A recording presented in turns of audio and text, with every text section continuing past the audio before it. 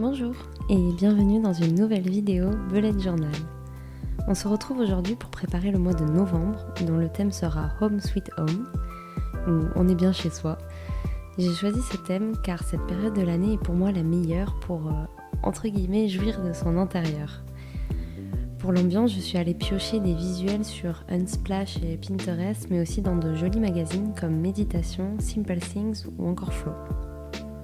Représenter le bien chez soi, pour moi, ça passe par certaines textures ou certaines couleurs. En novembre aussi, c'est la déprime hivernale qui peut nous tomber dessus. Et personnellement, je me soigne à grands coups de bouquins, de plaids et de boissons chaudes et gourmandes. J'ai donc essayé de recréer cette ambiance avec tout un tas de visuels différents.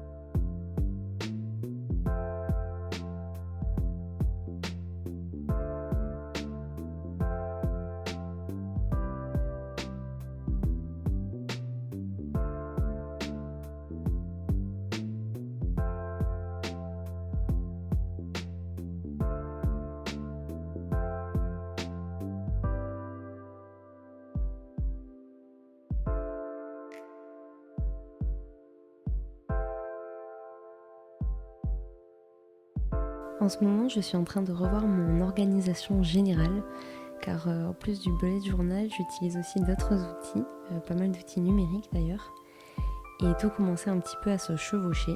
Et j'ai donc décidé de laisser les tâches lourdes, ou en tout cas celles en rapport avec le travail, le boulot, pour mes outils numériques, et de garder mon bullet journal pour mon organisation vraiment du quotidien, ce qui est un petit peu plus personnel et que ça reste aussi toujours un outil pour explorer ma créativité.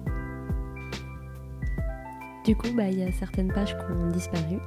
Et j'ai quand même conservé le calendrier mensuel et aussi la liste des kiffs quotidiens que ce mois-ci j'ai appelé les petits plaisirs parce que j'ai trouvé ces mots-là dans un magazine et je trouvais ça sympa.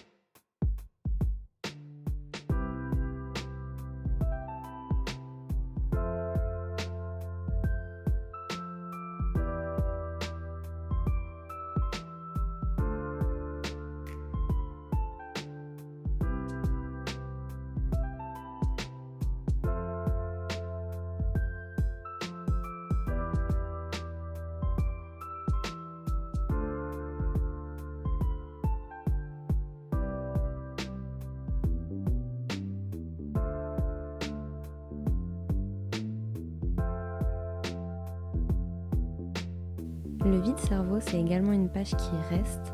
Par contre, j'ai choisi de supprimer ce mois-ci pour tester l'espace dédié aux objectifs. Parce que pour ce genre de choses, je vais tester d'utiliser plutôt des outils numériques.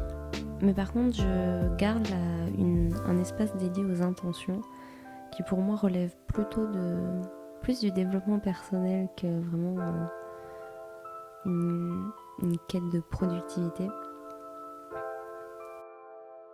Et j'ai également réservé une demi-page pour écrire quelques lignes sur le thème du mois, parce que finalement c'est pas juste un thème visuel, Je suis le genre de personne qui adore les soirées à thème, faire des activités par saison.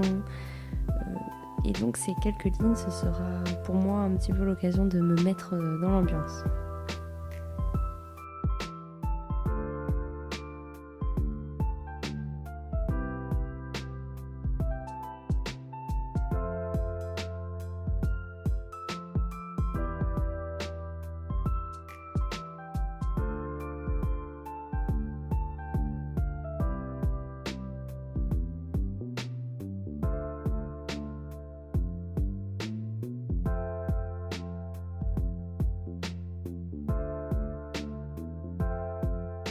Je teste cette fois-ci une nouvelle mise en page pour mes plannings hebdomadaires. Contrairement à ce que je disais dans la première vidéo, je décide de laisser moins de place pour mes to-do list. Ça m'évitera peut-être d'en faire à rallonge et ça m'a permis de mettre un peu plus de visuel et c'était intéressant à faire et je trouve que peut-être réflexion faite que des pages un peu moins austères, ça me donnera peut-être un peu plus envie d'ouvrir mon cahier et de faire ma to-do list. Peut-être.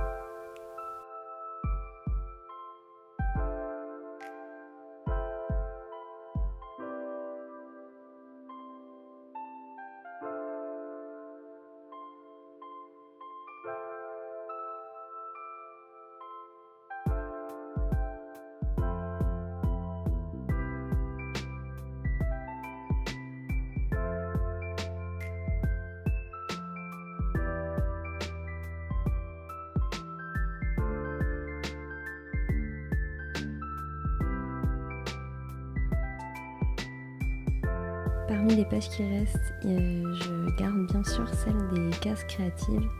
Je m'attarde pas plus que ça dessus parce que finalement la mise en page elle ne varie pas vraiment d'un mois à l'autre.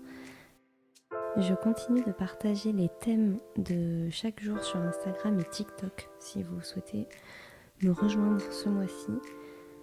Je vous mets mes identifiants dans la description.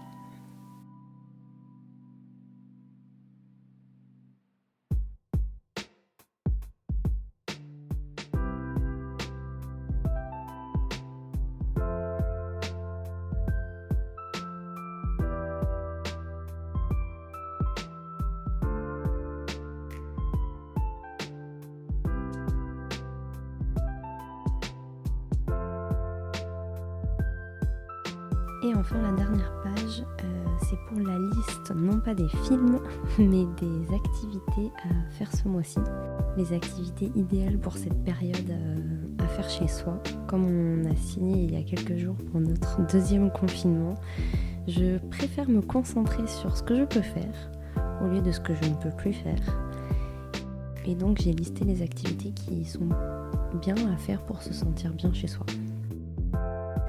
Et je garde la page de gauche pour un moodboard décoration parce que j'ai quelques projets pour l'appartement et je vais essayer d'en commencer les opérations ce mois-ci. Voilà, c'est la fin de cette vidéo. J'espère qu'elle vous a plu. En tout cas, j'ai pris beaucoup de plaisir à la faire et je vous dis à bientôt.